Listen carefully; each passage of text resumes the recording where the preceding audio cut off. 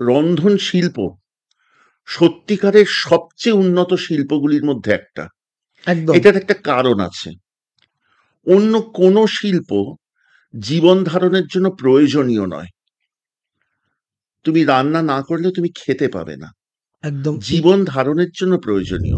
রান্নাটা তো আমার থেকে ভালো ১০০ জন করতে পারেন, কিন্তু রান্নাটার পেছনে যে গল্পটা আছে, যে প্রাণটা আছে, ওই যে বলে যে মাটির পুতুল পুতুল, প্রাণ দিলে সে দেবী। হুম এই রান্নাটাকে যদি প্রাণটুকু দিতে পারি তাহলে আর কিচ্ছু চাই না, এবং সেই চেষ্টাটাই করি।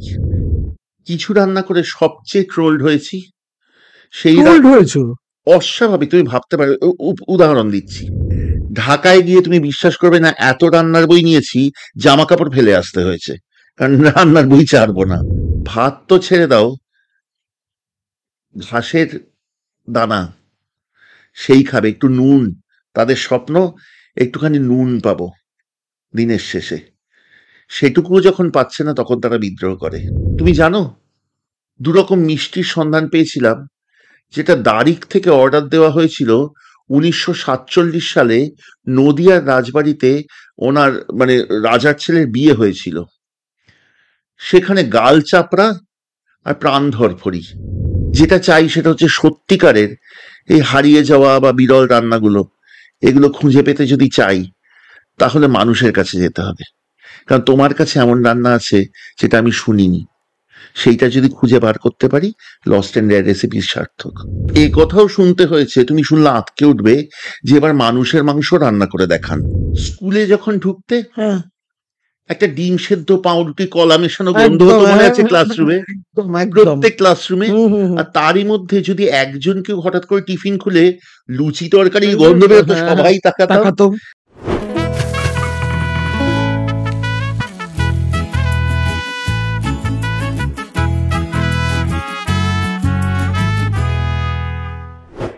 অনির্বাণের আড্ডার আজকের আসরের যিনি অতিথি, তিনি আমার এবং আপনার প্রত্যেকের চেনা এবং প্রিয় মুখ।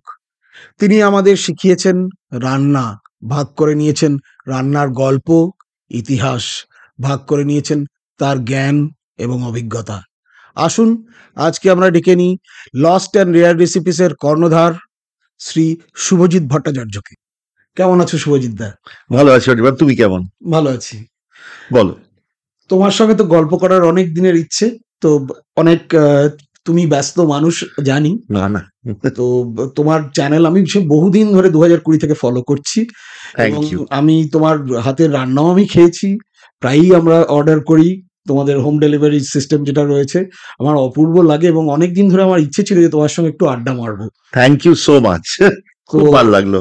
আমরা শুরু করি। আমার যেটা প্রথমেই মনে হয় শুভজিৎ দা, যে তোমার এই যে পুরনো তোমার আর্লি লাইফ, ধরো তুমি সেন্ট জেভিয়ার্সে পড়েছো, তারপর প্রেসিডেন্সি থেকে ইকোনমিক্স পড়েছো, IISWBM থেকে তুমি ম্যানেজমেন্ট পড়েছো মার্কেটিং এর, এবং তারপরে তুমি ইন্ডিয়া টুডে, তারপর টাইমস অফ ইন্ডিয়া, ABP, মানে বিভিন্ন বড় বড় গ্রুপের সঙ্গে তুমি কাজ করেছো, ইভেন্ট ম্যানেজমেন্ট করেছো, কিন্তু হঠাৎ করে তুমি এই ফুড এবং মানে এই রান্না শেখানোর ব্যাপারে তুমি কি করে ইনভলভড হলে? আমার পড়াশোনা শেষ করার পর ক্যাম্পাস রিক্রুটমেন্ট ছিল মিডিয়াতে, টাইমস অফ ইন্ডিয়া, তারপর ইন্ডিয়া টুডে, তারপর আনন্দবাজার গ্রুপ ওয়াজ মাই লাস্ট অ্যাসাইনমেন্ট। সেখানে আমি বাংলা ম্যাগাজিনগুলো হেড করতাম, ইস্টার্ন রিজন বিজ্ঞাপনের ডিভিশনটা। 5টা বাংলা ম্যাগাজিন, আনন্দবাজার, আনন্দমেলা, দেশ, আনন্দা, আনন্দলোক, 19-20। আচ্ছা, হ্যাঁ, এটা জানা ছিল না। হ্যাঁ, এই 5টা বাংলা ম্যাগাজিনের বিজ্ঞাপন ডিভিশনটা ইস্টার্ন রিজন আমি হেড করতাম। আচ্ছা, সে আজ থেকে 23-24 বছর আগের কথা, তারও বেশি, 25 বছর আগের কথা। তো তারপর তখন যখন আমি কাজটা করছিলাম, আমি ইভেন্ট ম্যানেজমেন্ট সংস্থাকে কাজ দিতাম, কিন্তু তখন আমার মনে হলো যে আমি এই কাজটা করলে খুব এনজয় করব, আর চাকরি করতে ভালো লাগছিল না কেন জানি। সেই থেকে ইভেন্ট ম্যানেজমেন্ট আমাদের শুরু হয়, এবং আমি এবং আমার বিজনেস পার্টনার, যারা আমরা আগে কলিগস ছিলাম, কলিগস হিসেবে বন্ধু ছিলাম ইন্ডিয়া টুডেতে। তারপর ও মুভ করে টাইমস অফ ইন্ডিয়া, আমি মুভ করি আনন্দবাজারে। আচ্ছা, তো তারপর দুজনেই মনে হচ্ছিল করব না, মানে নিজেরা কিছু করব, সেই থেকে অমিত ঘোষ দস্তিদারও হ্যাঁ হ্যাঁ আর আমি, আমরা দুজন ইভেন্ট ম্যানেজমেন্ট স্টার্ট করি 20-22 বছর করার পরে। এবং সবচেয়ে মজার কথা হচ্ছে আনন্দবাজার ছেড়ে এই ইভেন্ট ম্যানেজমেন্ট শুরু করার সময় আনন্দবাজারই আমাদের প্রথম ক্লায়েন্ট হয়। আচ্ছা হ্যাঁ, তো 20-22 বছর করার পর ইস্টার্ন রিজনের অনেক বড় বড় কাজ আমরা করেছি সত্যি কথা বলতে। কিন্তু যখন কোভিড হলো তখন ইভেন্ট ম্যানেজমেন্ট তো সবচেয়ে আগে বন্ধ হলো। আমার বরাবর খুব রান্না করার শখ এবং রান্নার বই জমানোর শখ। আচ্ছা আরেকটা খুব অদ্ভুত শখ আছে, তুমি বললে খুব মজা পাবে তাই বলছি। আমি কি জমাই জানো? মুরগি। আচ্ছা দেশ বিদেশের বিভিন্ন রকমের মুরগির সংগ্রহ আছে আমার। মানে বাড়িতে? জ্যান্ত নয়, আচ্ছা মানে স্টাফড খালি স্টাফড নয়। ধরো আমি তোমাকে বলছি আমার কাছে কিরকম অদ্ভুত জিনিস আছে। আমার কাছে ভিয়েতনামের ব্রাসের মুরগি আছে, আচ্ছা তানজানিয়ার তারের করা মুরগি, ওই আদিবাসীদের ওদের ওকে তারের করা মুরগি আছে, পুঁতির মুরগি আছে, কাঁচের আছে, রূপোর আছে, বেতের আছে, কাপড়ের আছে। মানে এইরকম আমার সংগ্রহ, বুঝেছো তো? মুরগির বিভিন্ন, মানে ডিম ফুটে মুরগির বাচ্চা বেরোচ্ছে আছে, মুরগির পাজল আছে হাঙ্গেরি থেকে। আচ্ছা হ্যাঁ, এরকম জিনিস। যাই এই হোক, মুরগিটা কেন আমার খুব মানে খুবই মানে ইন্টারেস্টিং লাগছে জিজ্ঞেস করতে যে এই দুটোই খুব রিলেটেড, সেই জন্য আমার আচ্ছা মাথায় আসলো হুম কথাটা। হুম হুম তো আমি রান্নার বই জমাতাম, হুম আর আমি সেই বই পড়তাম আর রান্না করতাম। সেটা কিন্তু একদমই পার্সোনাল লেভেলে, মানে লোকজন খাচ্ছে, খেয়ে বলছে কি ভালো, এই এটা এটা এটা এরকম কোন বন্ধু। বয়স থেকে ধরো? এটা ধরো আমার, মানে রেগুলারলি করি 23-24 বছর বয়স থেকে। আচ্ছা হ্যাঁ, কিন্তু লোকজন খাচ্ছে, বন্ধু বান্ধব আসছে, হুম তোর হাতে রান্না যেমন হয় আর কি, খাবো এইসব। কিন্তু যখন কোভিড আসলো তার আগে এই মুরগির ব্যাপারটা বলে নিই। এমন হয়েছে রান্নার বই জমাতে জমাতে, যে ধরো কোথাও একটা গিয়েছি, এক জায়গা থেকে আরেক জায়গায় যাবো, মাঝখানে হয় না বাস একটা হল্ট দেয়, হুম হুম হুম সেখানে একটা গ্রামে হল্ট দিয়েছে। হুম সেখানে ওদের ভিলেজ ফেয়ার হয় বিদেশে খুব। হুম হুম ওই ভিলেজ ফেয়ারে যে যার বাড়ির জিনিসপত্র জুটিয়ে এনে বিক্রি করছে। তো সেখানে দেখেছি বৃদ্ধা ব্রিটিশ মহিলা, তিনি তার বাড়ির একটুখানি চটা ওঠা কাপ, ছেঁড়া বই, একটা রাগ, একটা শল, এরকম টাইপের জিনিসপত্র কিছু নিয়ে বসেছেন। তো ওইখানে বাসটা হল্ট দিয়েছে, নেমে আমি দেখতে দেখতে দেখি যে একটা, ওর মধ্যে রান্নার বই, ছেঁড়া খোড়া। আমার মনে হলো কি হারানিধি পেলাম আমি, সে দৌড়ে গিয়ে সেই বই নিয়েছি। ঢাকায় গিয়ে তুমি বিশ্বাস করবে না, এত রান্নার বই নিয়েছি জামা কাপড় ফেলে আসতে হয়েছে, কারণ রান্নার বই ছাড়বো না। আচ্ছা তো এইরকম আমি অনেক জমাতাম। তো ওই ইংল্যান্ড থেকেই প্রথম আমার শুরু একটা। আমি মনে ভাবলাম যে যেখানে রান্নার বইগুলো রাখবো, আরেকটা জিনিস সেখানে দেখেছিলাম, একটা ডিম ফুটে একটা মুরগির বাচ্চা বেরোচ্ছে, একটা ছোট্ট মডেল। আমার কাছে যে কুকবুক কালেকশনটা আছে, আমি জানি না কলকাতায় কার কাছে আছে। এবার যখন কোভিড হলো তখন প্রত্যেকের বাড়িতে বন্ধ। হুম তো একদিন আমাকে অমিত ওর বাড়ি থেকে ফোন করে বলল সকালবেলা, যে শোন, বাড়িতে খুব মজার ঘটনা, যে বাড়িতে আলু পটল আছে, কি রান্না করবো বলতো? তো আমি বললাম ঠিক আছে, তুই রাখ, সকালের দিকে এটা, তুই ফোনটা রাখ, আমি হোয়াটসঅ্যাপ করে পাঠাচ্ছি তোকে, একটা সাধারণ রেসিপি, কিছুই নয়, আলু পটল কুমড়ো দিয়ে যে একটা ডালনা মতো হয় সেটা। আমি পাঠিয়েছি। বিকেলের দিকে হঠাৎ দেখি আমার কাছে একটা হোয়াটসঅ্যাপ মেসেজ, সেটা খুলেছি, দেখি একটা ভিডিও, ওই রান্নাটা হচ্ছে। তো ওটা দেখে বেশ মজা লেগেছে আমার, বলছি বা এটা তো ভালো জিনিস।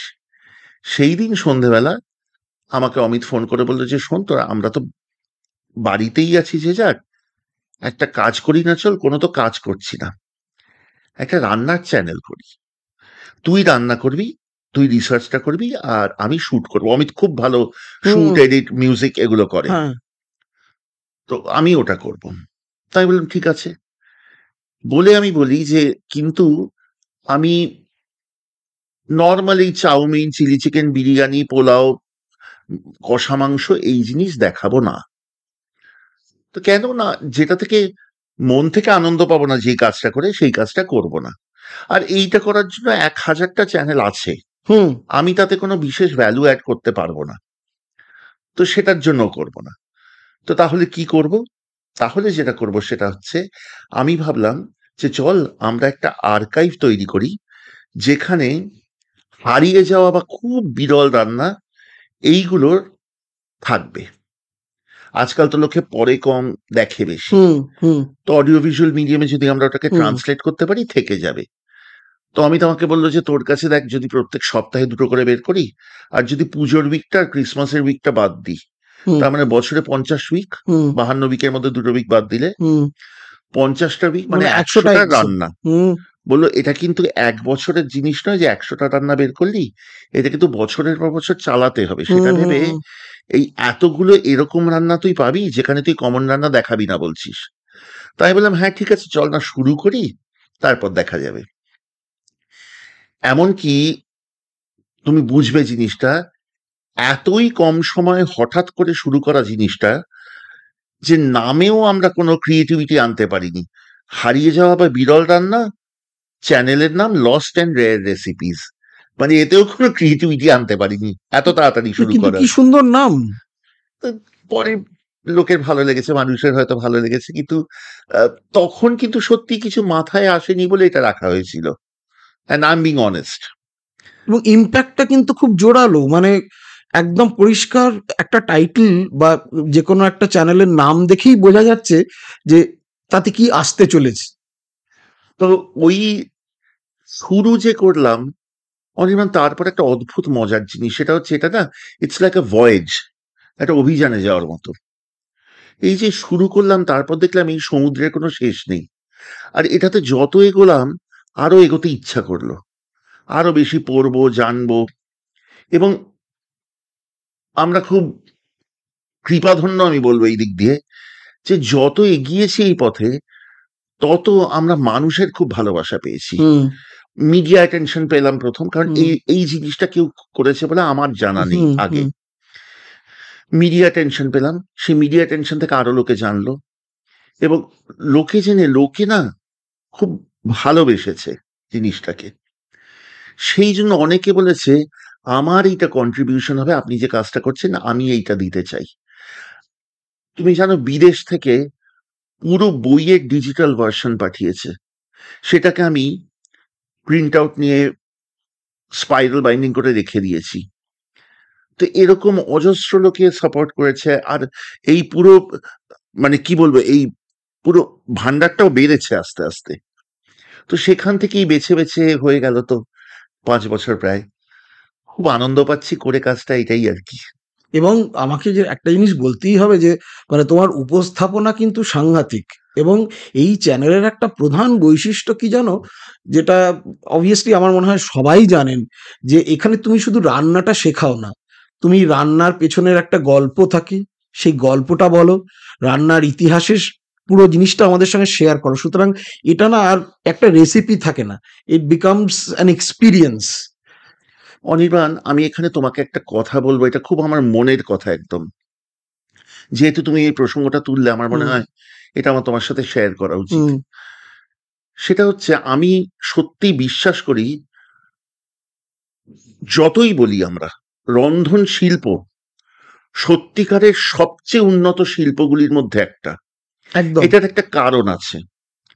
অন্য কোনো শিল্প জীবন ধারণের জন্য প্রয়োজনীয় নয়। তুমি রান্না না করলে তুমি খেতে পাবে না। একদম ঠিক, জীবন ধারণের জন্য প্রয়োজনীয়। ঠিক। দ্বিতীয় কথা হচ্ছে, তুমি যে কোনো শিল্প ভাবো, ধরো নাচ, হুম, তোমার মানে ম- মন মাথা সবসময় প্রত্যেক শিল্পে লাগে, হুম, সেটা কমন ফ্যাক্টর।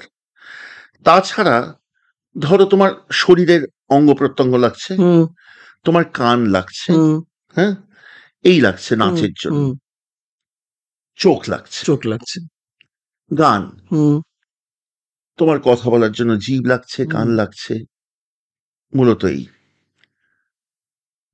মন মস্তিষ্ক তো সব হুম, জায়গায়। হুম, হুম, আঁকা, হুম, তুমি ভেবে দেখো, সেখানে কিন্তু ধরো তোমার জিহ্বার কোনো না, রোল নেই। রন্ধন শিল্প এমন শিল্প যেখানে মন মস্তিষ্কের সাথে 5টা ইন্দ্রিয় একসাথে কাজে লাগে। তুমি চোখ দিয়ে রান্নাটা দেখছো, কান দিয়ে রান্নাটা হওয়ার সময় শুনছো, যেটা খুব দরকারি, নাক দিয়ে ঘ্রাণ করছো, আঘ্রাণ নিচ্ছ, জিভ দিয়ে স্বাদ নিচ্ছ এবং হাত দিয়ে তুমি তার টেক্সচার বুঝছো। কাজেই পঞ্চ ইন্দ্রিয় যে জিনিসটাতে এসে মেশে, তার সাথে মন মাথা, সে তার চেয়ে বড় মানে শিল্প আর যদি তাকে শিল্প না বলি তাহলে কাকে বলবো? কারণ সত্যি শিল্প তো মানুষের জন্য, একদম। এবং যেই শিল্প মানুষের জীবন ধারণ করায় এবং পাঁচটা ইন্দ্রিয় মন মস্তিষ্ককে এভাবে জড়িয়ে ধরে, সে যদি শিল্প না হয় তাহলে আর কি শিল্প? এই এক। আর দুই হচ্ছে, এই জিনিসটা আমার করতে খুব ভালো লেগেছে বরাবর। আমি বিশ্বাস করি যে যে কোনো রান্নার পেছনে একটা প্রাণ থাকে, এটা আমি মন থেকে বিশ্বাস করি। এবং সেই প্রাণটা থাকে কিভাবে জানো? যদি আজকে আমি দেখাই যে আলুটা দিন, পটলটা দিন, বেগুনটা দিন, হলুদ ধনে দিন, পাঁচ ফোড়ন দিন, দিয়ে এইভাবে নাড়াচাড়া করুন, জল দিন, ফোটান, নরম হলে ওপর থেকে কাঁচা তেল দিয়ে নামিয়ে দিন। ধরো আমি কথায় কথা বলছি, সেটা তো তুমিও পারবে, আমিও পারবো, আর কেউ পারবে। কিন্তু আজকে তুমি বলো তো, তোমার কোনোদিনও গরমের দুপুরে ধরো পাতলা মুসুরির ডালটার মধ্যে যখন গন্ধরাজ লেবুটা টিপছো, হুম, বাইরে ফিরওয়ালা হেঁকে যাচ্ছে, হুম। তোমার কোনো সময় সেটা ছোটবেলার সাথে রিলেট করে না? গরমের ছুটির সাথে একদম, একদম। মনে হয় না গরমের ছুটিতে ফিরে গেলাম, আরে এরম হুম, তো হতো? হুম, হুম, হুম। বা ধরো একটা খুব পাতলা কাঁচকলা দিয়ে মাছের ঝোল, হঠাৎ মনে হয় না যে আরে শরীর খারাপে তো শরীর এরকম খারাপ খেতাম? হয়েছে। একদম, একদম রাইট। তো প্রত্যেকটা রান্নার সাথে মানুষের স্মৃতি থাকে, হুম। হারানো মানুষ বা রয়ে যাওয়া মানুষ, নিজের ছোটবেলা খুব ইম্পর্টেন্ট, নিজের স্মৃতি, নিজের গল্প, সেইগুলো কিন্তু সেই রান্নাটাকে প্রাণ দেয়। এই আমার এক্ষুনি মনে পড়লো শুভজিৎ দা, তুমি বলছো, আমার এক ছোট দিদা ছিলেন, তিনি অপূর্ব একটা রান্না করতেন, যেটা আমি আমি কাউকে সেরকম আর করতে দেখলাম না। এই সর্ষে নারকোল দিয়ে চিংড়ি মাছ, আহা! মানে ওই ওনার হাতের যা স্বাদ আমি পেয়েছি, আমি তারপরে অনেকে করেছে। তুমি বলো আজকে এতদিন বাদে আমার এই কথাটা তোমাকে এক মুহূর্তের জন্য হলেও সেইটাতে একদম ফিরিয়ে সত্যি নিয়ে গেল। কথা বলছি। এটা কিন্তু তুমি নয়, তুমি আমি আজকে যে যেখানে থাকে, প্রত্যেকের থাকে, এটা দেশ বিদেশ বলে নয়, পৃথিবীর সমস্ত মানুষের থাকে স্মৃতি, গল্প। কখনো সে তা দুঃখের, কখনো তা আনন্দের, কখনো খুব মধুর, কখনো বা বিরহের। খুব কম মানুষ আছে যে কোনো সময় ফুচকা খেতে গিয়ে তার প্রথম প্রেম যে হারিয়ে গেছে সেটার হুম, কথা মনে হুম, পড়ে না। হুম, হুম, সে বলছে বলছে না সেটা আলাদা কথা। হুম, আজকে আমি যদি কোনো একটা রান্না দেখাতে গিয়ে, এবং আরেকটা কি মজার জিনিস জানো, কোথাও একটা গিয়ে একজন যদি কেউ নিজের মন থেকে গল্প বলে, অন্য কেউ তার নিজের জীবন থেকে সেটাকে ছুঁতে পারে। তার হয়তো আমার গল্পটা নেই, তার নিজের কোনো গল্প আছে যার সাথে সে সেটাকে মিলিয়ে ফেলে। এবং এই মেলানোর কাজটুকু যদি করা যেতে পারে, তাহলে আমার মনে হয় আমার খুব একটা কিছুর দরকার নেই। রান্নাটা তো আমার থেকে ভালো ১০০ জন করতে পারেন। কিন্তু রান্নাটার পেছনে যে গল্পটা আছে, যে প্রাণটা আছে, ওই যে বলে যে মাটির পুতুল পুতুল, প্রাণ দিলে সে দেবী। হুম। এই রান্নাটাকে যদি প্রাণটুকু দিতে পারি, তাহলে আর কিচ্ছু চাই না। এবং সেই চেষ্টাটাই করি। এবং এই যে তুমি ইতিহাস নিয়ে বলো, মানে এর জন্য তো তোমাকে পড়াশোনা করতে হ্যাঁ, হয়। সেটা করতে হয়। এবং সেটা ইতিহাসটা না জানলে আমি কি বলছি? সবসময় যে ইতিহাস বলছি সবকটা গল্পের, তা কিন্তু না, তা না, রান্নার। না। কোনো সময় তা আমার জীবনের গল্প, একদম। কোনো সময় তা ইতিহাস, কোনো সময় তা ধরো একটা মানে নিছক মজার জিনিস। হ্যাঁ? সরি। এরকম নানান রকম জিনিস থাকতে পারে। কিন্তু রান্নার পেছনে একটা গল্প থাকবে। আর হ্যাঁ, ইতিহাসটা তো পড়তেই হয় কিছু, কিছু সময়। আমি যদি একটা কোনো বই নিয়ে সিরিজ করছি, ধরো ঠাকুরবাড়ির রান্না নিয়ে হুম, সিরিজ হুম, করছি। হুম। সেখানে রবীন্দ্রনাথ ঠাকুর, ঠাকুর পরিবারের রান্না-বান্না, ইন্দিরা দেবী চৌধুরানীর কি রোল, বা ধরো পূর্ণিমা ঠাকুর কেন 'ন মার' থেকে খাতাটা পেয়েছিলেন, রবীন্দ্রনাথ ঠাকুর কি খেতে ভালোবাসতেন। এইরকম গল্পগুলো আমাকে তো খুঁজে না বার করতে, আমি যদি না পারি, আমি আমার এপিসোডটা সাজাবো কি করে? হুম। এবং আমার এপিসোড তো আমার সন্তানের মতো। কে না চায় নিজের এপিসোডটাকে, নিজের সন্তানকে সবচেয়ে সুন্দর করে সাজাতে? কাজেই আমি বেশি কিছু করছি না। আমি শুধু চেষ্টা করছি একটা এপিসোড নিয়ে যখন বসি, সেইটাকে সবচেয়ে সুন্দর করে সাজাতে।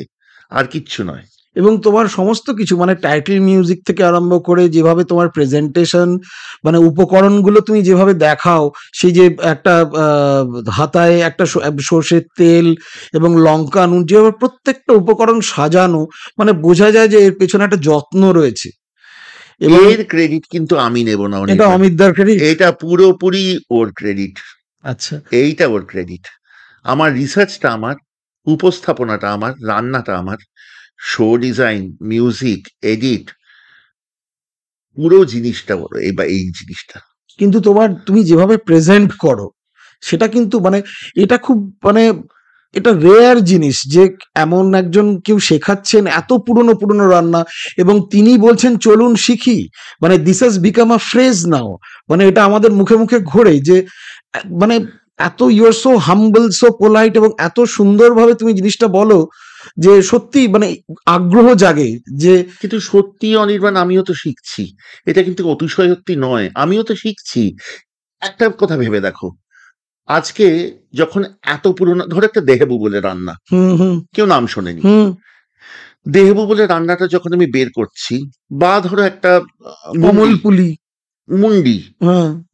চট্টগ্রাম পার্বত্য অঞ্চলের ট্রাইবাল একটা জিনিস, কিন্তু কি অপূর্ব রাইস নুডলস দিয়ে একটা রান্না। আচ্ছা।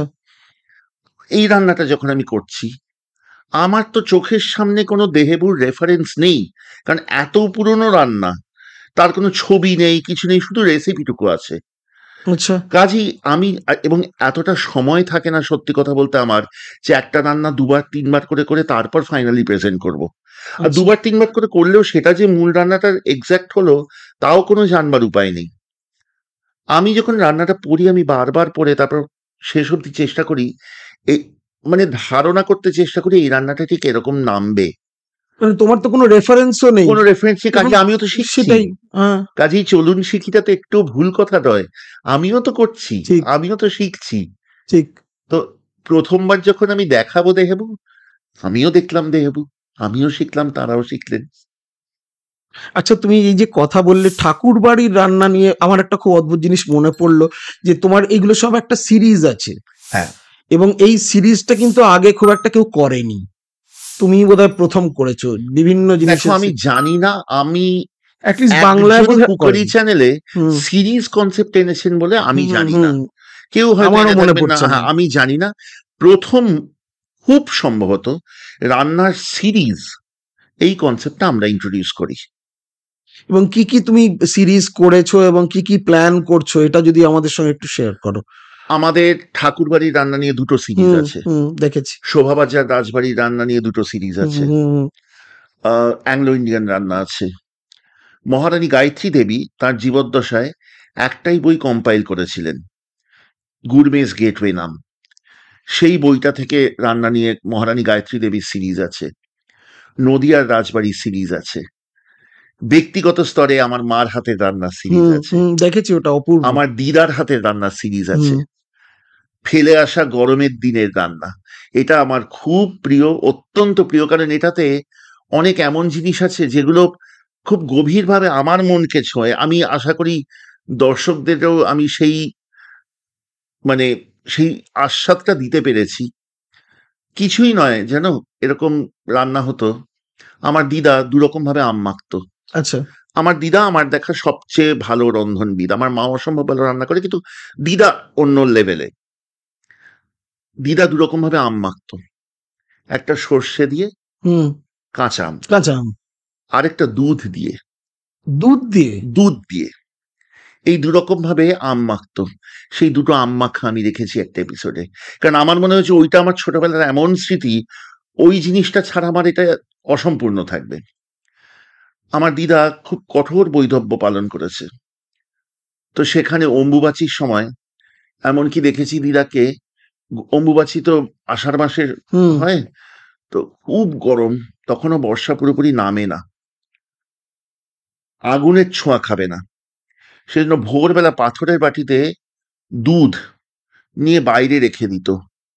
ওই যে সূর্যের সূর্যের তাপে তাপে দুধটা তপ্ত হয়ে যেত, হতো। তার মধ্যে চা পাতা ফেলে খেত। তো দিদা ওই সময় সাবু মাখা করতো।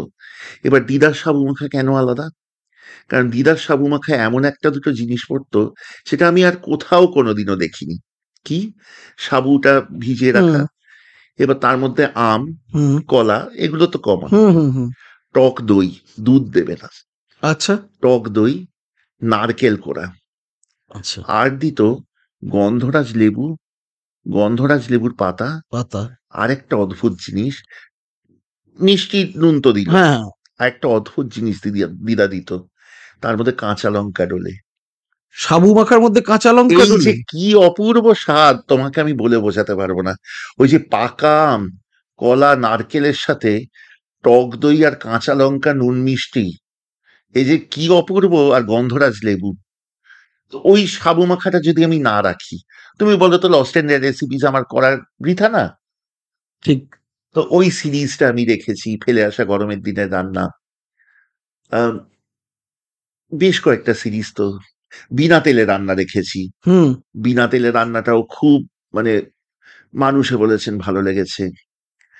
আহ, একটা আমার ভবিষ্যৎ যে প্ল্যান এখন চলছে, বয়স বাড়ছে তো বুঝতে পারি যে সবটুকু কেবলমাত্র আমার এরকম একটা বইয়ের তাক যদি থাকে, বা 4টে তাক যদি থাকে, তার মধ্যে সবটুকু আটকে রাখা যাবে না, এবং তা করতে চাইও না। যেটা চাই সেটা হচ্ছে সত্যিকারের এই হারিয়ে যাওয়া বা বিরল রান্নাগুলো, এগুলো খুঁজে পেতে যদি চাই, তাহলে মানুষের কাছে যেতে হবে। কারণ তোমার কাছে এমন রান্না আছে যেটা আমি শুনিনি, সেইটা যদি খুঁজে বার করতে পারি, লস্ট এন্ড রেয়ার রেসিপিস সার্থক। তাই এখন যে সিরিজটা করছি, নাম দর্শকের দরবারে। দর্শকের দরবারে আমি আসছিলাম সেই এটাতেই। দর্শকের দরবারেতে সবার কাছ থেকে চেয়েছি, আজকে আজকে একটা রান্না শুট করে আসছি তোমার এখানে আসার আগে। ভদ্রমহিলা বেহালা থেকে এসছেন, ওনার শ্বশুরবাড়ি আহ, হলদিয়াতে। ভদ্রমহিলা রান্নাটা দেখালেন, ওনার মার রান্না, পোড়া মশলার পাবদা মাছ করার পর, মানে টমেটো, রসুন আর কাঁচা লঙ্কা পুড়িয়ে নিতে হবে আগে। আচ্ছা, এই রান্নাটা কোথাও দেখিনি, কোথাও শুনিনি। দর্শকের দরবারে দেখে, মানে ওই রেসিপিটা পেয়ে ভাবলাম ওনাকে ডাকবো। করার পর কি যে অপার্থিব স্বাদ, কি বলবো, ওপর থেকে কাঁচা তেল ছড়িয়ে দিয়েছেন। শিখলাম, চলুন শিখি।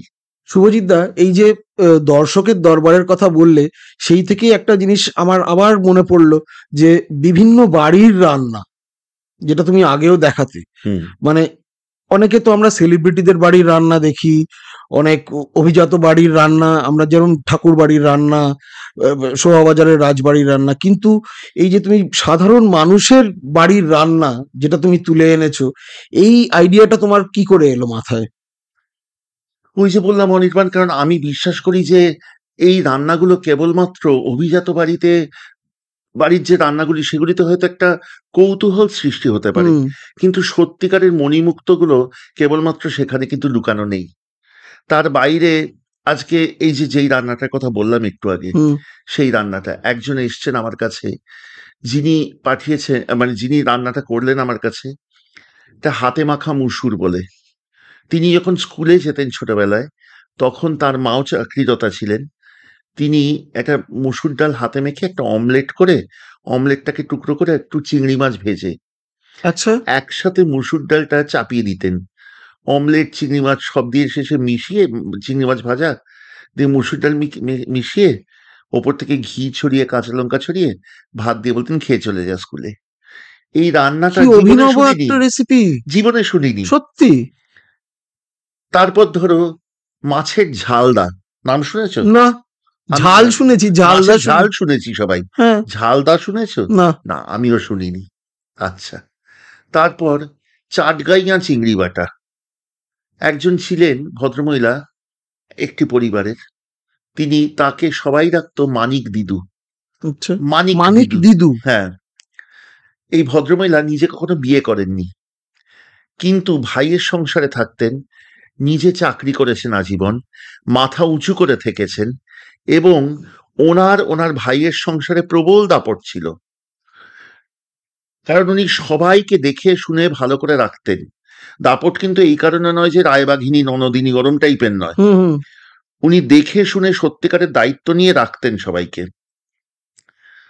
ওনার ভাইয়েরা সবাই ওনাকে মানিক বলে ডাকতো, মানে মাথার মানিক আর কি। হুম হুম তার ছেলে মেয়েরা সবাই মানিক বলে ডাকতো।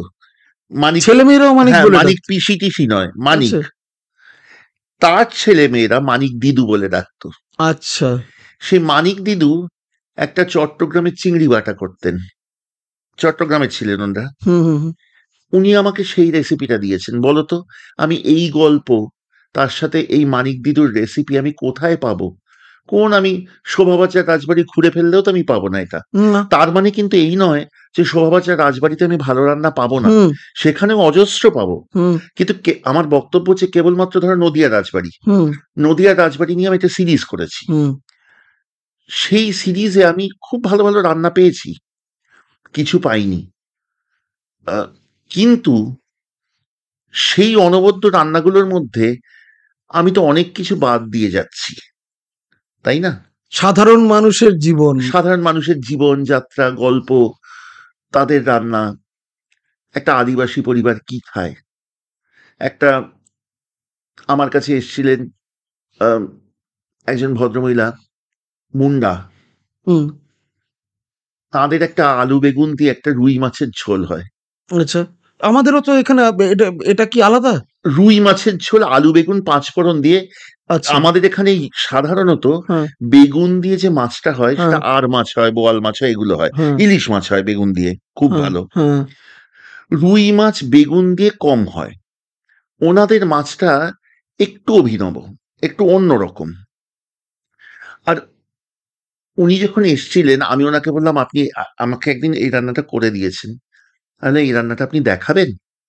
তো উনি বললেন যে তুমি করো। উনি লজ্জা পাচ্ছেন, আচ্ছা বলছেন তুমি করো, আমি শিখিয়ে দিচ্ছি। তো আমি করলাম রান্নাটা। শেষ দৃশ্যে আমি ওনাকে খুব সাধ্য সাধনা করে এনে একটা দৃশ্যে রেখেছিলাম। আমি ওনার থেকে শিখেছি এই রান্নাটা, কারণ আমি বিশ্বাস করি কখনো আমি অ্যাকনলেজমেন্ট না দিয়ে কাজ করব না। হুম হুম তো সেই ওনাকে রেখেছিলাম, এবং সেই মুন্ডা রুই, সেই রান্নাটার নাম দিয়েছিলাম। তার সাথে গল্পটা কি ছিল? গল্পটা ছিল, ওনার তো আলাদা করে কোনো গল্প নেই। সহায় সম্বলীন মহিলা, তার বাড়িতে তবু মাছ আসে। এমন পরিবার আছে যেখানে মাছ আসে না, হুম তারও গল্প হুম আছে। হুম কিন্তু তার সাথে আমার মনে পড়েছিল ওই যে বিরসার মরণ নাই, উলগুলানের শেষ নাই, সেই বিরসার বিদ্রোহ। এবং সেটা কেন বিদ্রোহটা হয়েছিল? ভাত তো ছেড়ে দাও, ঘাসের দানা সেই খাবে, একটু নুন। তাদের স্বপ্ন একটুখানি নুন পাবো দিনের শেষে। সেটুকুও যখন পাচ্ছে না তখন তারা বিদ্রোহ করে। এবং সেই শেষ পর্বে যখন বিরসা জেলে, তার সেই হাত পা শৃঙ্খল বাঁধা, হুম সেই ঝনঝন আওয়াজ হচ্ছে। তো আমার মনে কেন জানি এই অনুষঙ্গ এসেছিল। এই দিকে যেমন আছে তেমনি মালদা থেকে এক মহিলা এসেছিলেন, সন্ধ্যাদি নাম, স্বামী পরিত্যক্তা। আচ্ছা তার বাড়িতে সহায় সম্বল বলতে কি আছে? একটা ছোট্ট জমি, যেটাতে একটা লঙ্কা গাছ, একটা গাই গরু। আচ্ছা তিনি এসে আমাকে বলেন, কিছুদিন থাকার পর, আমাকে না আমার মাকে বলেন যে একটা জিনিস করবো, খাবে বৌদি? তো মা বলে, কি বলছে? কাঁচা লঙ্কার ঝোল। এবার এটা বুঝতে হবে কেন কাঁচা লঙ্কার ঝোল। কারণ আর কিছু নেই তো। ওনার তো কিছু নেই, খালি ভাতটুকু আছে, গাই গরু দুধ দেয়, আর ওই কাঁচা লঙ্কা গাছটা আছে। ওই কাঁচা লঙ্কা, মা বলে, না না, এ কি এরকম খেতে পারবো না। বলে, খেয়েই দেখো না একটুখানি একদিন। অনির্বাণ, আমার মনে এই রান্না কতখানি দাগ কাটলে আমি আমার চ্যানেলের প্রথম এপিসোড রাখি হুম কাঁচা হুম লঙ্কার হুম হুম ঝোল। মনে আছে।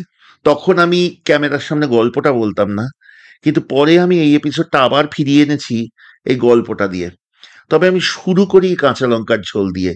ওটাতে দুধ পড়ে, যে দুধ, আর একটা কায়দা আছে কাঁচা লঙ্কাটা করবার, কারণ কাঁচা লঙ্কা তেলে দেবার পরে 20-25 হুম সেকেন্ড বাদেই ফাটতে আরম্ভ ফাটতে করে। আরম্ভ করে। সেই ফেটে গেলেই কাঁচা লঙ্কা রান্নাটা ফেলে দিতে হবে। হুম ফাটবার আগে দুধটা দিয়ে দিতে হয়, আর দুধটা পুরো কাঁচা লঙ্কার ঝোলটাকে নিউট্রালাইজ করে দেয়। এক ফোঁটা সর্ষে নেই, কিন্তু আমি যদি আজকে রাঁধি রান্নাটা, কেউ দেখে বলতে পারবে না যে ওটাতে এক ফোঁটা সর্ষে নেই। রান্নাটা পুরো সর্ষের ঝোলের মতো আসে। সোনালী রঙে তার মধ্যে সবুজ কাঁচা লঙ্কাগুলো ভেসে থাকে। তো এই রান্না আমি কোন জমিদার বাড়িতে পাবো? কোন অভিজাত পরিবারে আমাকে কাঁচা লঙ্কার ঝোল দেখাবে? তো এইটা তো আমি বাদ দেব না। নিশ্চয়ই। মানে আমার সেই কথাটা তোমার কথা শুনতে, শুনতে মনে পড়ছিল যে ধরো কখনো আমরা যখন ছোটবেলায় কোনো এই ধরো ঢাকুরিয়া ব্রিজ দিয়ে হাঁটছি বা সুকান্ত সেতু দিয়ে হাঁটছি, সেই ছোট, ছোট বাড়িগুলো দেখতে পেতাম এবং সেই প্রত্যেকটা বাড়ির মানে একেকটা বিভিন্ন আলো, তোমার একেকটা মনে বিভিন্ন আছে একটা প্রত্যেকটা বাড়ির আলাদা একটা গল্প না? তোমার মনে আছে আমি দুটো কথা বলি তোমাকে, বলো। বললেই রিলেট করতে পারবে। স্কুলে যখন ঢুকতে হ্যাঁ, একটা ডিম সেদ্ধ, পাউরুটি, কলা মেশানো গন্ধ একদম। হতো, মনে হ্যাঁ, আছে ক্লাসরুমে? একদম, একদম। প্রত্যেক ক্লাসরুমে। হুম, হুম, হুম। আর তারই মধ্যে যদি একজন কেউ হঠাৎ করে টিফিন খুলে লুচি তরকারি গন্ধ বেরোতো, হ্যাঁ, হ্যাঁ, সবাই তাকাতাম তাকাতো। সেই দিকে। কারণ আর সব ডিম সেদ্ধ, আলু, এইসব ওই হুম, ডিম সেদ্ধ, পাউরুটি, কলা কলা। এইসবের গন্ধ। আরেকটা, রোববার সকাল দুপুরে মনে আছে প্রত্যেক বাড়ি থেকে মাংসের প্রত্যেক গন্ধ। বাড়িতে, আরে বাবা! আর মনে আর সে করিও কি না। মন মাতানো জিনিস। একদম। হ্যাঁ, মনে হতো তখন আমাদের বাড়ির মাংস থেকে বোধহয় ওই বাড়ির ওই বাড়ির মাংসটা মাংস বেশি ভালো। সুন্দর হচ্ছে। একদম।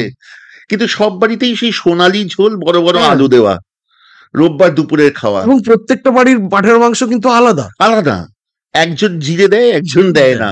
একজন তেল কম, একজন তেল বেশি, মানে প্রত্যেকটা আলাদা। এবং ওটাই বোধহয় গন্ধতে চলে আসতো ওই জিনিসটা। ওই আর জন্যই। তখন মনে হতো আমার বাড়িটা সবচেয়ে ভালো, না আরেক হুম, বাড়ির। হুম, হুম। কেন, তুমি আরেকটা কথা বলো তো, রোববার সকালের ওই সাদা আলুর সাদা তরকারি আর আলুর লুচি, তরকারি আর লুচি। তুমি বলো এর একদম। থেকে বাঙালির কোনো মুক্তি আছে? না। শুভজিৎ দা, এই বাঙালি খাবার আবার বললে আবার আমার মনে পড়ে গেল তোমার যে এই চ্যানেলে এত বাঙালি খাবার আমরা দেখেছি, এত পুরনো খাবার, হারিয়ে যাওয়া খাবার আমরা দেখেছি, এবং তার পাশে পাশে কিন্তু আমরা অন্য রেসিপিও দেখেছি বেশ কিছু। তুমি পার্সি খাবার করেছো, তুমি সাউথ ইন্ডিয়ান খাবার কিছু করেছো, বিভিন্ন জায়গায় খাবার তুমি করেছো। তো এই মেইনটা তো ব্যাপার ছিল তোমার বাঙালি রান্না, না, তাই তো? না, না, এখানে বোধহয় আমি কিছু ভুল বলছি। তুমি ভুল বলছো না। আমি তোমাকে বলছি কিরকম ব্যাপারটা। আমি কিন্তু রান্না যখন প্রথম করতে শুরু করি, হুম। আমি বিভিন্ন ছোট, আমার প্রথম করা রান্না কি জানো? আলু টিক্কি। কি? তারও আগে, সেটাকে যদি রান্না বলা যায় তাহলে রান্না, সেটা হচ্ছে স্কোয়াশের মধ্যে কাঠি ঢুকিয়ে আইসক্রিম করা। বাড়িতে অরেঞ্জ স্কোয়াশ হতো, হুম, তার মধ্যে হুম, কাঠি হুম, ঢুকিয়ে হুম, আইসক্রিম হুম। বানালাম।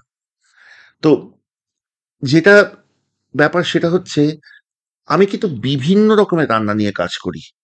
হ্যাঁ, এই যে সিরিজগুলো করেছি এবং এখন আমি আরো বাঙালি রান্নার মধ্যে ঢুকছি বেশি করে, কারণ এটাই আমি শেষ করতে পারবো না।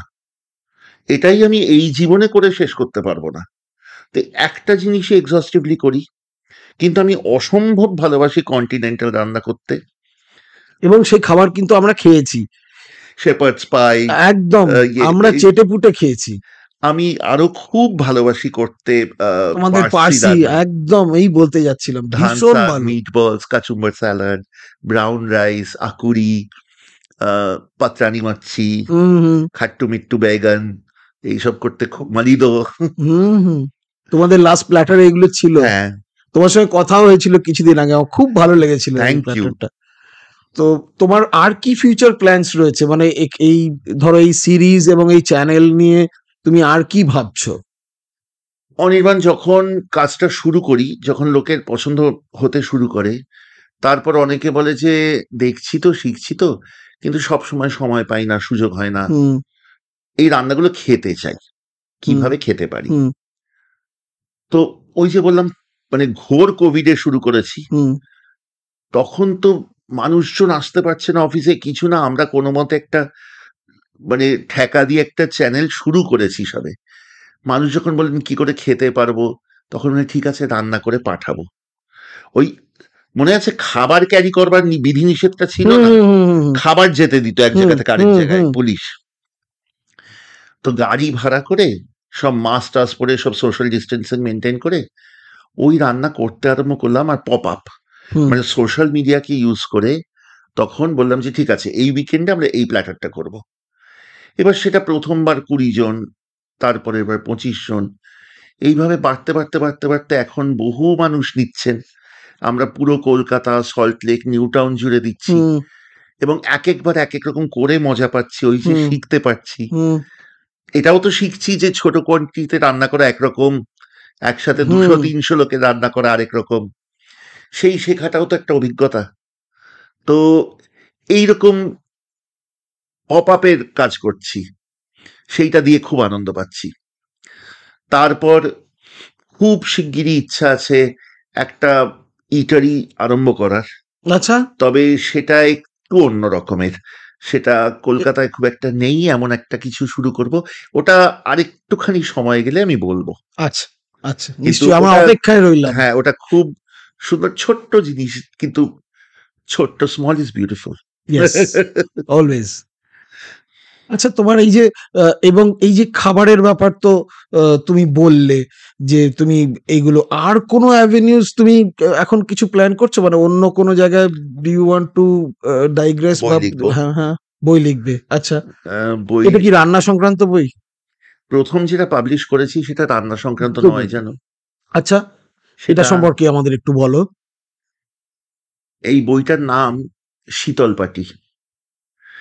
শীতল পাটি হচ্ছে, আমার ছোটবেলাটা রানাঘাটে কেটেছে। আচ্ছা। তারপর কলকাতা, মানে 6 বছর 7 বছর বয়স থেকে কলকাতা, 6 বছর থেকে। কিন্তু আমার রানাঘাটের খুব ভিভিড কিছু স্মৃতি আছে। সেখানকার বন্যা, সেখানকার আমার ছোটবেলার বন্ধুরা।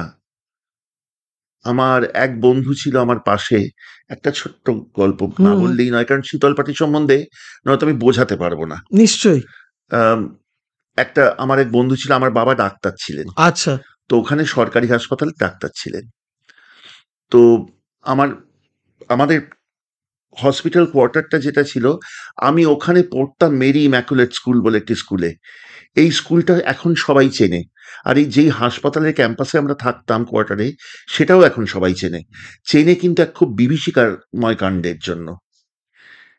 কিছুকাল আগে এক বৃদ্ধা সন্ন্যাসিনী, খুব মানে অসম্মান হলো, মনে আছে তোমার, হুম রানাঘাটে? হুম হুম হুম হুম ওই যে ক্রিশ্চান নান ছিলেন, হুম। উনি ছিলেন আমার স্কুলের মেরি ও ইম্যাকুলেট স্কুলে ঘটনাটা ঘটে, ওইখানকার নান। ও এবং ওনাকে নিয়ে আসা হয়েছিল আমার বাবা যে হসপিটালে পোস্টেড ছিলেন সেখানে। বুঝতে পেরেছো? আচ্ছা। কাজে দুটোই আমার মানে একেবারে চোখের সামনে। হ্যাঁ। তো আমাদের ঠিক পাশের বাড়িতে, পাশের গা লাগা ফ্ল্যাটে একটি ছেলে ছিল, আহ, মিতুল নাম। তো আমরা ছোটবেলায় আমরা সমবয়সে খুব খেলতাম। কলকাতায় এসে ও আলাদা জায়গায় চলে যায়, আমি আলাদা জায়গায় পড়াশোনা আরম্ভ হুম করি। ছোটবেলায় ওদের বাড়িতে একটা এলপি ছিল, যেটার এক পিঠে ছিল আহ, বুদ্ধুবুতুম, আহ, আরেক পিঠে ছিল আহ, লাল কমল নীলকমল। তো এই বুদ্ধুবুতুম লাল কমল নীলকমল ছোটবেলায় ওদের বাড়িতে বসে বসে শুনতাম। আর সেই রাত্রে বাইরে জোনাকি জ্বলতো, একটা অদ্ভুত ভয় ভয় ভাব, যে হুম রাক্ষসী রানী এরকম সব ব্যাপার। কলকাতায় আসার পর বহুদিন বাদে হঠাৎ একদিন একটা ভয়ঙ্কর খবর পেলাম। সেটা হচ্ছে, মিতুল ডাক্তারি পড়ছিল। আচ্ছা। ওরা সবাই কোনো একটা সমুদ্রের ধারে গিয়েছিল বেড়াতে, ডাক্তারির বন্ধুরা মিলে। হুম হুম। ওখানে না, ও সমুদ্রে ডুবে গিয়ে ওর আধ খাওয়া দেহটা ফিরে এসেছিল। এইটা আমার মনে খুব ইম্প্যাক্ট ভয়ঙ্কর। করে, হ্যাঁ। এবং তারপর ভয়ঙ্করই বটে। এবং তারপর আমার মনে হয়েছিল যে সত্যি তো, লাল কমল নীল কমলের গল্পে লাল কমল ছিল একটুখানি ভীতু, হুম একটুখানি, হুম নীল কমল ছিল সাহসী। হুম তো মনে হয়েছিল যে জীবনে কে যে লাল কমল আর কে যে নীল কমল হয়ে থাকে। লাল কমলদের বোধহয় আমার মতো বয়স বাড়ে, নীলকমলরা তারা সেই গহীনে ডুব দেয়, তাদের আর বয়স বাড়ে না। তো আমার শীতল পাটির প্রথম গল্পটা এই লাল কমল নীলকমল। তো এইরকম বিভিন্ন অ্যানেকডোটস দিয়ে আমি সাজিয়েছি এই বইটা। আচ্ছা, নেক্সট কি বই তুমি এখন? রান্নার বই, রান্নার বই? একদম পিওর। আচ্ছা তার সাথে গল্প, আচ্ছা। রান্না, তার সাথে গল্প, কোনোটা ফিকশন, কোনোটা সেই রান্না সংক্রান্ত গল্প, ইতিহাস। নামটাও ঠিক করে ফেলেছি, হারানো রান্নার হালখাতা। বাহ, অপূর্ব নাম। খুব তোমার সুন্দর। আমার বন্ধুই নামটা সাজেস্ট করেছে, কে? অভিনন্দন। আচ্ছা, আচ্ছা, ও কাভারটাও করে দিয়েছে। আচ্ছা, আচ্ছা, আচ্ছা। ও তো অপূর্ব ডিজাইন করে, অপূর্ব। হ্যাঁ, ভীষণ। আমার এই আমার চ্যানেলের লোগো, অ্যানিমেশন সবই ওর করা। ও হ্যাঁ, সবই ওর করা।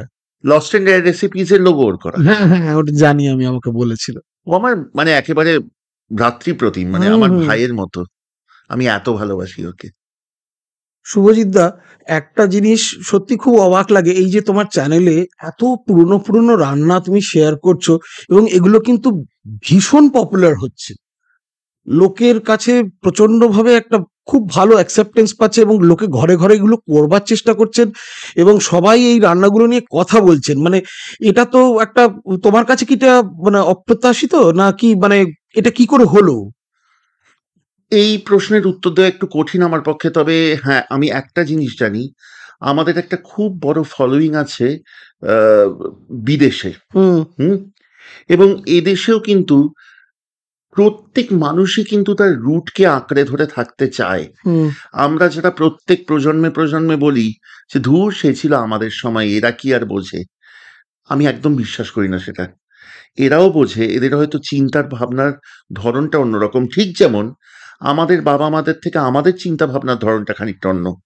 তো প্রজন্মের পর প্রজন্মে এইভাবে পরিবর্তনটা আসবেই, এবং সেটাকে সুন্দরভাবে সসম্মানে গ্রেসফুলি মেনে নেওয়াটাই বোধহয় সবচেয়ে ভালো। সবাই নিজের শিকড়ে ফিরতে চায়, সেটা এ প্রজন্মও ফিরতে চায়। তাদের হয়তো খানিকটা উপায় নেই, খানিকটা সুযোগ নেই। যদি আমি সেটা তাদের সামনে মেলে ধরতে পারি, তাহলে কিন্তু তারা সেটাকে আঁকড়ে ধরবেই, ভালোবাসবেই।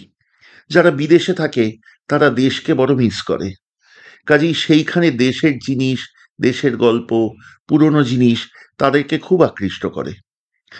এই থেকে তারা ভালোবেসেছে।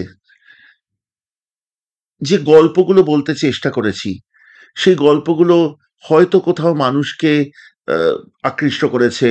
মানুষ নিজের সাথে, নিজের জীবনের সাথে সেগুলোকে কোথাও হয়তো রিলেট করতে পেরেছে, তাদের কাছে পৌঁছাতে পেরেছি।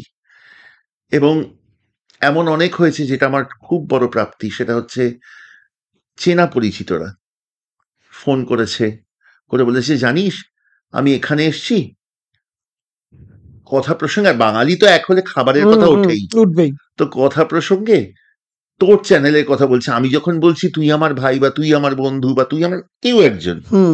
পরিচিত, এরা বিশ্বাস করতে চাইছিল, ধর তো কথা বলতো, এইরকম আর কি।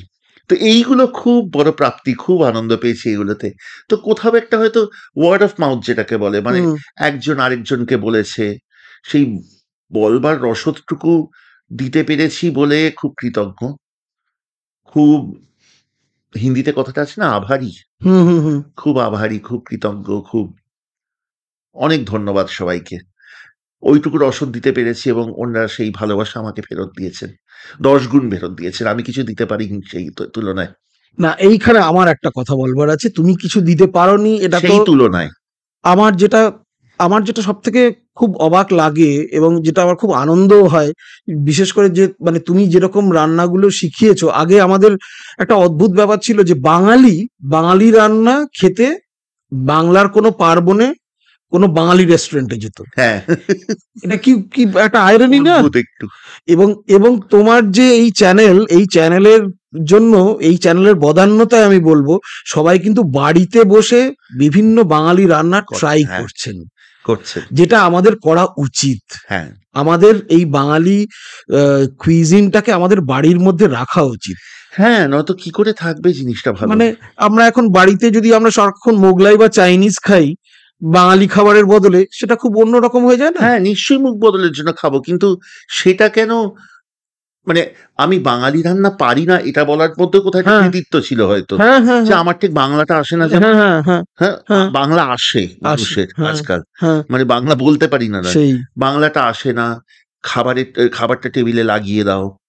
হুম, হ্যাঁ, হুম, মানে এরকম টাইপের হুম, কথাবার্তা হুম, যেমন, মানুষ যখন মানুষ যখন ইংরেজির ওপর দখল কারুর নাই থাকতে পারে, হুম, তাতে বিন্দুমাত্র অসুবিধা নেই কারুর। হুম, আজকে একজন জাপানি, তিনি এক ওয়ার্ডও ইংরেজি জানেন না, অনেক হুম, হাজার হাজার হুম, কোটি কোটি আছেন। হুম, অসুবিধাটা কোথায় লাগে আমার জানো? সেটা হচ্ছে তার একটা অন্য ভাষা বলতেই হবে, নয়তো সে ঠিক মানে জাতে উঠবে যাতে না। উঠবে না, ঠিক।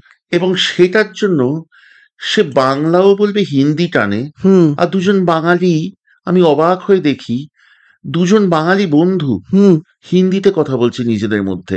এবং আমি আমি এটা ইংরেজিতে শুনেছি, দুই বাঙালি ইংরেজিতে কথা হ্যাঁ, বলছে। ইংরেজিতে কথা বলছে। এটা কেন? কেন আমি জানি না। আহ, তেমনি মানে বাঙালি রান্নাটা একটু হেয় চোখে দেখাকে হুম একটা বেশ গর্বের বিষয়। হ্যাঁ, মানে ডাল ভাত মাছ এগুলো আর কে হ্যাঁ, খায়, বা এরকম ধরো একটা। চলো আজকে একটা জায়গায় যে ওখানে লুচি বেগুন ভাজা খাবো। হ্যাঁ, আমি তো জীবনে মানে এটা ভাবতেও ভাব, পারিনি চিন্তা এরকম করা জায়গা। যায়। হ্যাঁ, যে বাড়িতে লুচি বেগুন মানে ভাজা। বাঙালির ভিড় উপচে পড়ে পয়লা বৈশাখ, হ্যাঁ, এবং পুজোর সময় বাঙালি খাবার হয়তো তারা খুব এনজয় হ্যাঁ, করে। বাকি দিনে মানে খুব অবাক ছিল, কিন্তু লুচি মাংস বেগুন কিন্তু ভাজা খাবো। মানে তুমি এটা চেঞ্জ করেছো এর জন্য, চেষ্টা করেছি। এবং এর জন্য তোমাকে মানে কি বলবো, big thank you to you. Thank you. Subhajit da, এবার আমরা যাব পয়েন্ট ব্ল্যাঙ্ক রাউন্ডে। বেশ। সেখানে তোমাকে আমি একটা প্রশ্ন করব, তোমাকে কিন্তু না ভেবে উত্তর দিতে হবে। আচ্ছা।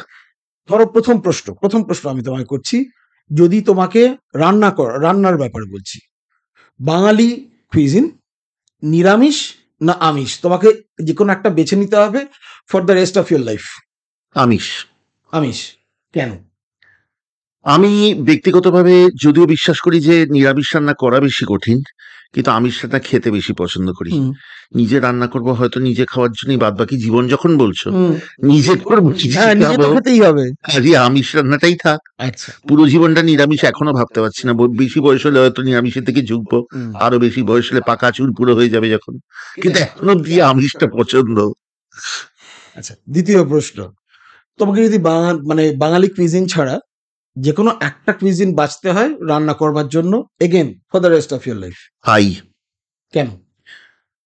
নারকেল দুধ, গালাঙ্গাল, লেমন গ্রাস, ওই বার্ডস আই চিলি, এক অদ্ভুত সুন্দর কম্বিনেশন সব মিলিয়ে। ওটা খেতে পারবো সারা জীবন, সাদা ভাত দিয়ে, হালকা পাতলা সুন্দর। তোমাকে যদি বিদেশে কোনো রেস্টুরেন্ট খুলতে বলা হয়, তুমি কোন দেশে খুলবে এবং কোন কুইজিন? বাঙালি কুইজিনের রেস্টুরেন্ট খুলবো ইটালিতে। আচ্ছা, ওয়াই ইটালি? ইটালি সারা পৃথিবীর কাছে গর্ব করে নিজেদের খাবার ব্যাপারে। আমার তার চেয়েও বেশি গর্ব আমার নিজের বাঙালি খাবারের ব্যাপারে। কাজেই তাদের দেশে গিয়ে তাদের সামনে বসে দেখাই একটুখানি যে বাঙালি কি পারে, এবং তাদের থেকে কোনো অংশে কম কিনা। এবার আসি শেষ প্রশ্নে। আচ্ছা। আচ্ছা, আমাদের এই যে বাঙালি রান্নাগুলো তুমি শেখাও, এগুলোতে তো তেল কিছুটা লাগে। এবার আমাদের এখন তো জেনারেশন খুব হেলথ কনসিয়াস, তো সেটাকে তুমি কিভাবে, মানে তোমার কি টেক এটার প্রতি, যে তেল কম দিয়ে যদি কিভাবে কিছু আপগ্রেড করা যায়, তোমাকে যদি করতে বলা হয় তুমি কি করবে? দেখো, রোজ রোজ নতুন নতুন থিওরি বেরোয়। এটা ঠিকই যে বেশি তেল খাওয়া উচিত না, কিন্তু আমার হাতে তেল বেশি পড়ে। সত্যি কথা বলছি, এটা আমার অপরাধ, আমি দর্শকদের কাছে ক্ষমা চেয়ে নিচ্ছি। আমার হাতে একটু তেল বেশি পড়ে, কিন্তু ঘি নাকি শরীরের পক্ষে ভালো। পরিমিত পরিমাণ, হ্যাঁ, পরিমিত পরিমাণ। যদি তুমি বলো মাই টেক অন দিস, তাহলে আমি বলবো একটু বেশি নিরামিষ রান্নার দিকে ঘেঁষুন, যেটা আমি পারছি না এখনো, এবং সেটা আমাকে দেখলেও বোঝা যায়, যাই হোক। কিন্তু একটু বেশি নিরামিষ রান্নার দিকে ঘেঁষুন। রেড মিটটা একটু কম করুন। রেড মিটটা আমি কম করেছি একদম। আচ্ছা। আর মাছ খান। মাছ তো আমার খুব পছন্দের, কিন্তু মাছেও তো তেল লাগে সুরজিৎ দা, মাছে তো অনেকটাই সময় নয় জানো। এই যে মাছ ভাজা, একটা তো আগে আমাদের ভেজে নিতে হয় মাছ। আমাদের রান্নায় ভাজতে হয়, কিন্তু ভাপা মাছে সবসময়, পাতুরিতে ওরকম ভাজতে হয় না। এমন রান্না আছে, হাতে মাখা মাছ, যেটা একটুখানি একদম একবার মেখে কম তেলে বসিয়ে দিলে খুব ভালো হয়। এরকম রান্না আছে অনেক। তারপর বাটা ভর্তা মাছের আছে, মাছ খেলে ঠিক আছে। মানে একটু ভাবতে হবে আর কি। হ্যাঁ, একটু ভাবতে হবে। একটু একটা রান্না আছে যেন, মনে পড়লো হঠাৎ, ডাল চিংড়ি। ডাল চিংড়ি, এটা কি মুসুর ডাল দিয়ে? আমি মুসুর ডাল দিয়ে বেশি করি। ভীষণ ভালো রান্নাটা, খুব কম তেলে হয়। আচ্ছা। কিন্তু খুব ভালো রান্নাটা, তুমি চিংড়ি মাছের গন্ধ পাবে, ওই একটা পদ দিয়েই খাওয়া হয়েছে। বাহ! শুভজিৎ দা, এই যে তুমি এতগুলো রান্না করেছো এবং আমার জানতে ইচ্ছে করছে যে মানে কোন রান্নাগুলো করে তুমি সবচেয়ে বেশি আনন্দ পেয়েছো? এটার খুব মজার ব্যাপার আছে একটা। কিছু রান্না করে সবচেয়ে ট্রোলড হয়েছি, সেই ট্রোলড হয়েছো? অস্বাভাবিক, তুমি ভাবতে পারো। উদাহরণ দিচ্ছি, আজ অব্দি কোনো রান্নার নাম আমি নিজে থেকে বানিয়ে দিইনি। হুম। হ্যাঁ, মানে এরকম হতে পারে, ধরো আমি তোমাকে বলছি যে একটি রান্না, ধরো সেটাতে তেঁতুল কারি পাতা দিয়ে আমি করছি একটা, ধরো মাছ, তেঁতুল কারি পাতা দিয়ে আমি করছি, নারকেল আছে তাতে, সেটার হয়তো নাম দিলাম আমি দক্ষিণী পমফ্রেট। হুম। সেটা ঠিক আছে, মানে সেটাতে তো কোনো ভুল নেই। হ্যাঁ, কিন্তু ধরো আজগুবি কোনো নাম আমি আজ অব্দি কোনো রান্না দিইনি। আমার প্রথম যে রান্নাটা সত্যিকারের ভাইরাল হয়, যে ভিডিওটা, সেটার জন্য সবচেয়ে বেশি ট্রোলড হয়েছিলাম, আজও আসে। রান্নাটার নাম হচ্ছে কালীবাড়ির নিরামিষ মাংস। হুম। এবার কালীবাড়ির নিরামিষ মাংস সত্যিই নিরামিষ মাংস, আমি নিজে খেয়েছি খেয়েছি আমরা প্রত্যেকে, এবং আমাদের বাড়িতেও হয়েছে। এবার মানুষ বলতে আরম্ভ করলো মাংস কি নিরামিষ হয় নাকি। আমি অন্তত ৫,০০০ লোককে বুঝিয়েছি বারবার যে যেই রান্না মাংসটাতে পেঁয়াজ রসুন পড়ে না, বলির মাংস, হ্যাঁ। পেঁয়াজ রসুন বর্জিত, হিং দিয়ে হয় রান্নাটা, এবং একদম অন্য রকমের একটা রান্না, আদা দিয়ে হিং দিয়ে হয় রান্নাটা, সেটাকে নিরামিষ মাংসই বলে। কিন্তু মাংস কখনো নিরামিষ হয় না, আপনিও জানেন আমিও জানি, কিন্তু ওই রান্নাটার ওটাই নাম। হ্যাঁ, এটা তো সবার জানার কথা। এই কথাও শুনতে হয়েছে, তুমি শুনলে আঁতকে উঠবে, যে এবার মানুষের মাংস রান্না করে দেখান, বুঝেছো? এই কথাও শুনতে হয়েছে ওই ভিডিওটা করবার জন্য। মানে সেই রান্নাটা করে আনন্দিত হয়েছি, কারণ এমন বহু মানুষ আছেন তাদের সাথেই যারা বলেছেন সত্যি তো কতদিন বাদে জানলাম, অথবা এই রান্নাটা আমার বাড়িতে হতো, ভোগের মাংস আমার বাড়িতে আসতো, এই রান্নাটা হতো, সেটা করে আনন্দিত হয়েছি। এই প্রসঙ্গে বলে রাখি, আমার বাড়িতেও এই মাংসটা চালু হয়েছে তোমার চ্যানেলে দেওয়ার পর থেকে। কি ভালো না বলো? অপূর্ব। এরপরে না সত্যি পেঁয়াজ রসুন দিয়ে আর মাংস খেতে ভালো লাগে না। আরেকটা শোনো, আরো কতগুলো রান্না ট্র্যাডিশনাল অদ্ভুত অদ্ভুত নাম আছে, কিন্তু সেগুলোই নাম। মাংসের গড়গড়া, মাছের তরতরা, চিংড়ির পুরপুরি, পুরপুরি নাটোরের বিখ্যাত রান্না, তারপর ধরো দেহেবু, তারপর ধরো মানে এরকম অজস্র, খুরবো, খুরবো একটা জিরো অয়েল আদিবাসী মানে ট্রাইবাল রান্না, একটা চিকেনের রান্না, এবং সেটা যে ককটেল স্ন্যাক্স দিয়ে কি অপূর্ব, মানে স্ন্যাক্স হিসেবে কি অপূর্ব লাগে খেতে, খুরবো। তারপর ধরো আরেকটা যেটা বলছিলাম এক্ষুনি, মুন্ডি। এই রান্নাগুলোর এইগুলোই নাম। আমি কি করবো, মানে আমি মাছের তরতরা আমার দেওয়া নাম নয়, চিংড়ির পুরপুরি আমার দেওয়া নাম নয়, এগুলোই নাম রান্নাগুলোর। আর কি বাকি রাখলেন? কিন্তু এই রান্নাগুলো করে খুব মজা পেয়েছি, কারণ এত বিরুদ্ধতার মধ্যেও এই রান্নাগুলোর নামটা, আমি রান্নাগুলোর নামটাই রেখেছি, তুমি অথেন্টিসিটিটা একদম অথেন্টিসিটিটা মেনটেন করতে পেরেছি। আর কি বাকি রাখলেন? এবার ড্যাং ড্যাং দিন, প্যাং প্যাং দিন, এইসব টাইপের কথাবার্তা, মজা পেয়েছি শুনে, কিন্তু ভালো লেগেছে করে। আচ্ছা, এই যে অনেকগুলো নাম তুমি বললে, ধরো এই যে তরতরা, গড়গড়া, এবং তারপরেও যেগুলো, ধরো আমার যেটা সব থেকে খুব ইন্টারেস্টিং লাগে, এই যে দেহেবু, বা ধরো তোমার লেটেস্ট প্ল্যাটার একটা আছে, অনেকবার তুমি করেছো কমলপুলি। হ্যাঁ, এবার এটা তো এক ধরনের সুইট ডিশ। হ্যাঁ, কমলপুলি তো একদমই। এবার এই কমলপুলি তো লোকে এমনি মিষ্টি রান্না সার্চ করলে পাবে না। না, তো এই জিনিসগুলোকে তুমি কোথা থেকে বার করলে? যে দেখো, কমলপুলি পূর্ণিমা ঠাকুরের ঠাকুরবাড়ির রান্নাতে আছে, সেটা আমি আগে কেউ দেখিয়েছে বলে আমার জানা নেই, আমি নিজে ওইটা কেটেছি। ওই রান্নাটাকে আমার পছন্দ হয়েছিল। একটা রান্না আছে ওখানে, কেউ করেনি এখন অব্দি, আমি করব, ওই রান্নাটা দেখাবো, নাম হচ্ছে দামেদো। আচ্ছা, দয়াকার ময়কার দয়কার, আচ্ছা, একটা মিষ্টি, আচ্ছা। দামেদো। বা ধরো আর কোথাকার রান্না? ঠাকুরবাড়ির ঠাকুরবাড়ির রান্না, হ্যাঁ। রান্না, আচ্ছা।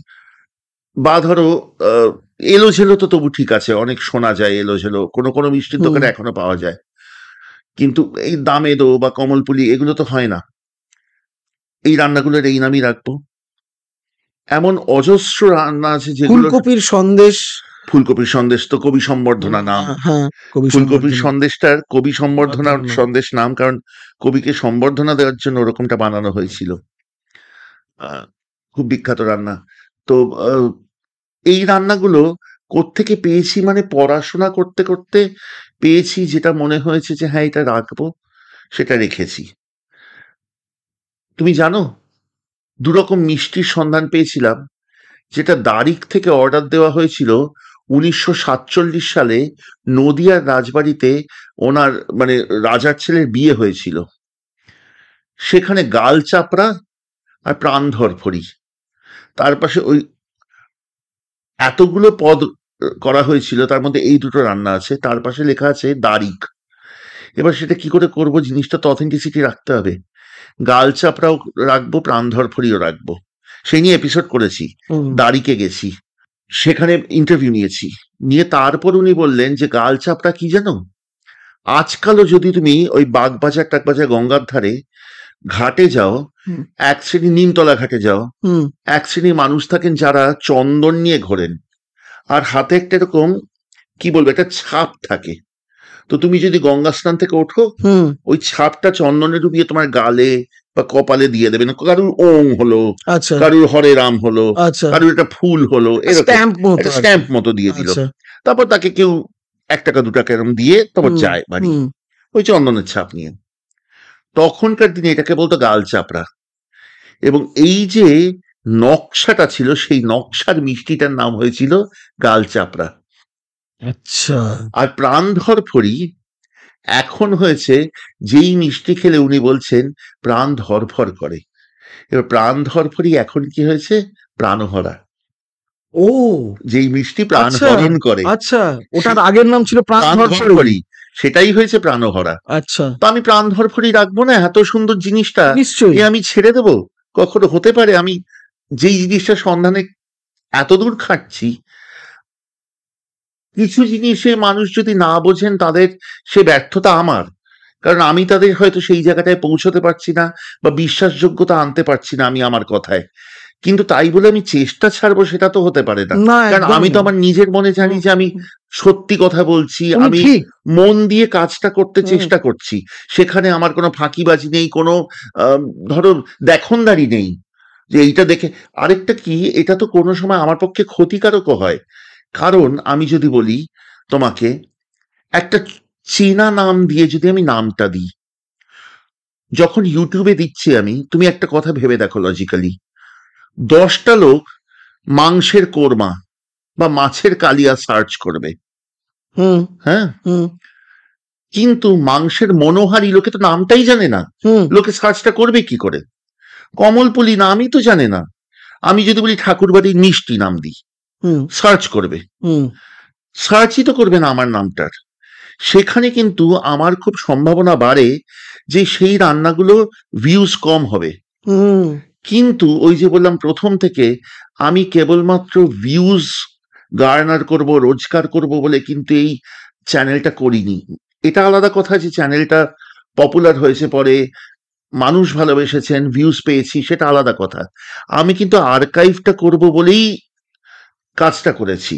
কাজে আমি জিনিসটা থেকে সরিনি, ভবিষ্যতেও যেন এই মনোবৃত্তি থাকে আমার যে আমি সরবো না, আমি সৎভাবে কাজটা করব। ভিউজ যদি আসবার হয় আসবে, না আসবার হয় না আসবে, সেটা সেকেন্ডারি। আমার বাবা বলতেন বরাবর একটা কথা, যে তুমি কাজ করে চলো, যেটা গীতারও কথা, তুমি কাজ করে চলো, ফল আসবে কি আসবে না তা তো তোমার মা হাতে নেই। ফলেষু কদাচন। মা ফলে সুকাদা আছে না। তো তুমি ফল আসবে কি আসবে না সেই ভেবে যদি কাজ করো, তুমি কোথাও একটা কাজের প্রতি তোমার সম্মান কমবে। সেইটুকুই চেষ্টা করব। কি অপূর্ব। শুভজিৎ দা, এবার যাবো একটা খুব ইন্টারেস্টিং রাউন্ডে, যার নাম আমি দিয়েছি ব্রেক নেক। এটা একটা র্যাপিড ফায়ারের মতো রাউন্ড। বেশ। তো তোমাকে দুটো অপশন দেওয়া হবে, তো একদম না ভেবে উত্তর দিতে হবে কিন্তু। আচ্ছা, প্রথম প্রশ্নে তাহলে চলে যাই। হ্যাঁ। বিভূতিভূষণ না তারাশঙ্কর? বিভূতিভূষণ। উত্তম কুমার না সৌমিত্র? উত্তম কুমার। উত্তর কলকাতা না দক্ষিণ কলকাতা? দক্ষিণ কলকাতা। বই না সিনেমা? কঠিন। যামিনী রায় না নন্দলাল বসু? যামিনী রায়। ক্রিকেট না ফুটবল? ক্রিকেট। মাটির থালা না পোর্সেলিন? পোর্সেলিন। তন্দুরি চিকেন না grilled chicken? Tandoori chicken. Sitar না স্যাক্সোফোন? স্যাক্সোফোন। এবার হচ্ছে শেষ প্রশ্ন, পশ্চিমবঙ্গের রান্না না পূর্ববঙ্গের রান্না? পূর্ববঙ্গের। Thank you. থ্যাংক ইউ তো তোমাকে বলা উচিত। এই র্যাপিড ফায়ারটার মাধ্যমে নিজের অনেক জিনিস বেরিয়ে এলো, খুব ভাল লাগলো। কারণ যেভাবে টিপিফাইড হই সাধারণত, যে একেবারে বাঙালি পোর্সিলিনের, যেমন বলেছি, মন থেকে বলেছি, তেমনি অনেক কটাই বেশ। স্যাক্সোফোন না সেতার, লোকে ভাববে সেতার বলবো, কিন্তু স্যাক্সোফোনের সাথে আমার খুব সুন্দর স্মৃতি আছে। স্যাক্সোফোন ভাল লাগলো। শুভজিৎ দা, খুব খুব আনন্দ পেলাম তোমার সঙ্গে আড্ডা মেরে, এবং এই আড্ডা তো শেষ হওয়ার নয়। এত কিছু জানলাম, এত কিছু শিখলাম, এবং মানে ইচ্ছে রইল যে আগামী কোনো পর্বে আবার যদি তুমি প্লিজ একটু আসো, আবার আমরা আড্ডা মারবো। ওই যে বলি প্রত্যেক পর্বে চলুন শিখি, এই শেখা কিন্তু আমারও। এমন অনেক কথা তুমি আমার ভেতর থেকে বার করে আনলে আজকে, যেগুলো হয়তো সচরাচর ভাবি না, কনসিয়াসলি ভাবি না। তারপর এমন কিছু ব্যতিক্রমী জিনিস বললাম যেটা মন থেকে বলেছি, কিন্তু সেগুলো হয়তো অনেক মানুষ ভাববে উল্টোটা বলবো। যেমন মাটির থালা না পোর্সিলিন, পোর্সিলিন, স্যাক্সোফোন না সেতার, সেতার নয় স্যাক্সোফোন। স্যাক্সোফোনের সাথে অনেক স্মৃতি জড়িত। প্রশ্নগুলো বড় ভালো ছিল। ধন্যবাদ শুভজিৎ দা। তোমার থেকে তো আমি শিখেছি, অনেক কিছু পেয়েছি, তোমাকে আমার দেয়ার কিছু নেই। একটা সামান্য উপহার আমাদের গুডি তরফ ব্যাগ। থেকে। Thank you, thank you so much. তোমার চ্যানেল আরো অনেক বড় হোক, আমার অনেক শুভেচ্ছা রইল। Thank you Subhajit da, thank you, ভালো থেকো। তুমিও।